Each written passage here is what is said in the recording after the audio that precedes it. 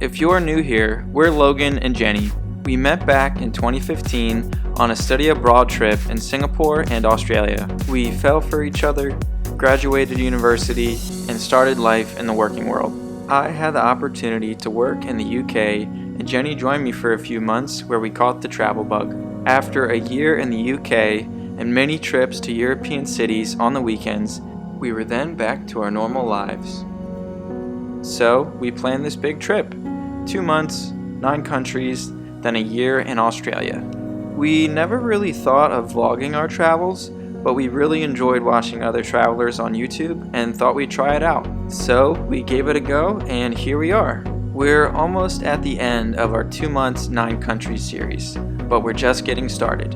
We've really appreciated all the views, subscribers, and comments we've received in the past few months and are excited for you all to join us on our journey. Expect more videos, more vlogs, and more Australia this year. If you'd like to watch our big trip all the way from New York to Australia, go give our playlist a watch. Vlogging every day since Copenhagen was a bit exhausting, so we took it easy for our last day in Tokyo. A day of laundry and our favorite sushi ever coming right up. It's our last full day in Japan. Jenny's talking to herself. I didn't know you were recording. It's Saturday, October 5th, around 12.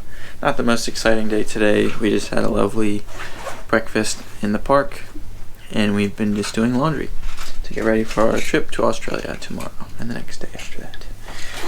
So, we are unfortunately didn't dry our clothes here, so we're gonna go find a laundromat, wander around, pick up some fun souvenirs at Don Quixote, and I think that was what we had planned, right? Matcha chopsticks. Yeah. What happened was there's a washing machine here, but it's a combo. Yeah.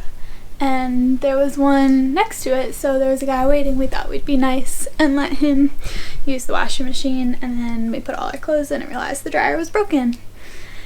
So we're gonna go find a laundromat. That's what happens when you get for being nice, okay? We're just trying to be nice. Luckily, there was a dryer right down the street from our hotel. So we threw our clothes in, had a quick bite at 7-Eleven. They even had seating. And we had dry, clean clothes. Now, time for some sushi. Jenny found this sushi restaurant and it was amazing. We got there around 3 p.m. and only had to wait about an hour. You get a number, enjoy some green tea, and then they'll call you when a table is ready. Tonight is our fancy sushi night out. We are at Midori Sushi in Ginza. So Jenny found this place, I don't know how, but it was about a 1 hour wait from 3 to 4 p.m. So that says something. And we just ordered a big tuna platter and a regular platter. Yeah, so I just looked on Google Maps, and we originally wanted to go to it's called, where it's basically you go to the bar and the sushi chef just gives you the burger. It's Saturday night, and everything was completely full. It's really expensive, so this is more reasonable. It's more than we've been spending. It's probably one platter we got was the entire price of the other sushi trains, but it got amazing reviews, and I think it's all in the spot. So I don't know why it's so popular, to be honest. I was just Googling it, but I assume we'll find out. Be sure to take pics. So first up is egg custard, and I don't know. Okay. I'm trying the egg custard that came with platters. Really, I thought it was absurd, but this was really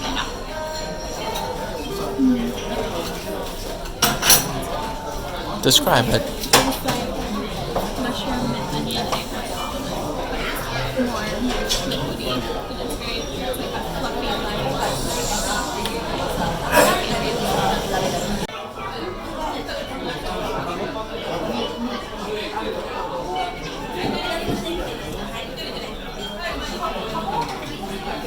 You missed, but it's okay.